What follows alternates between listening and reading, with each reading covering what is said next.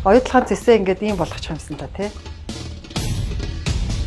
Дубайн гэрээг яг албан байдлаар цаасан дээр цуцалсан уу? Дубайн гэрээ мөн хавсралтаар батлагдсан менежментийн гэрээ Rio Tinto компани Дубайн гэрээ цуцлагдсан болохоос хавсралтаар батлагдсан менежментийн гэрээг бол хүчин төгөлдөр гэж үздэг гэж. Засгийн газраас хэрэгжилтийн тайлан авч явахыг хүртэл бид нэр хилэлцчихэж Дубайн гэрээ үнэхээр цуцлагдаад хэрэгжиж байгаа үгүй юу гэдэг нь бүрэн хариулах боломжтой. Улсын аудитын газраас хийсэн гүйцэтгэлийн тайланг нууцлалын тамгатаагаар өгсөн байлээ. Та тэрнтэй танилцсан уу?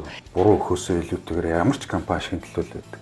Менежментийн төлбөртэй холбоотой энэ маргааныг шийдэхийн тулд заавал хөрөнгө оруулалтын гэрээг өөрчлөх ёстой юу? Менежментийн төлбөрөөс гадуурх төлбөрүүд бол тууз дээр нь дандаа давуу эрхийн шийдвэрээр буюу Rio Tinto компани бие даан шийдэж явсаар хэлсэн. 2024 онд оюутлахаа компани менежментийн төлбөрт хэдэн төгрөг төлсөн бэ? Rio Tinto компани 120 сая долларын менежментийн төлбөр төлсөн. Менежментийн төлбөрөөс гадна бас нөгөө ажил үйлчилгээ үзүүлсэн гэж төлбөр авдаг. Түүнд бол 1.8-аас 20 сая доллар 2024 онд бол төлөгдсөн. Ямар алхам хийх вэ гэдэг нь чухал юм. Тэгэхээр одоо засгийн газар шийдвэр гаргах хэрэгтэй. Гэхдээ энэ арбитрийн маргаанд хэрвээ ялагдвал арбитрийн маргааны дундын дансанд байршуулсан 1.3 их 80 төгрөгийг нийт иргэн бүрт 300 мянган төгрөг хэлбэрээр тараагаад өгчихсөн байна. Хэрвээ нөгөө тал тий одоо хариу үйлдэл үзүүлж байгаа бол тий ялах магадaltaй л гэж би харж. Нидерландд толгой компани руугаа мөнгө шилжүүлэхдээ одоо тухайн татварыг бүрэн суудгаж аваагүй. Сингапурт оюутлах компани бас нэг компани үүсгэн байгуулсан гэсэн үг. Оюу толгоон яг толгой дээр байсан оюу толгой Нидерланд BVI гэдэг компанийн дансан дээр байгаа бүх төр тайлан тэнцлийг Сингапурынхаа охин компани руу бүгдийг шилжүүлсэн.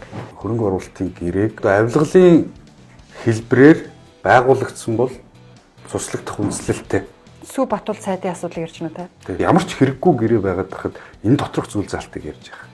Тэгээ бүтэн жил өнгөрлөө өөрчлөё гэсэн манлайл хийв.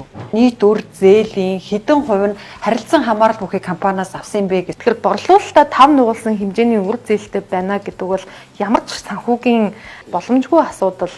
Тэднэрт хөтлөгдөөл нөгөө гэрээний жижиг зүйл залтууд руу ороод. Тэгэхээр 2025 онд оюутлах компани 4.2 тэрбум долларын борлуулалт хийгээд анх удаага оюутлах компани 90 мөнгөн гүйлгээтэй болно. Хичнээн ашигтай ажиллаад 90 мөнгөн гүйлгээтэй байгаа ч гэсэн 2025 онд оюутлах компани аж ахуйн орлогын албан татвар төлөхгүй.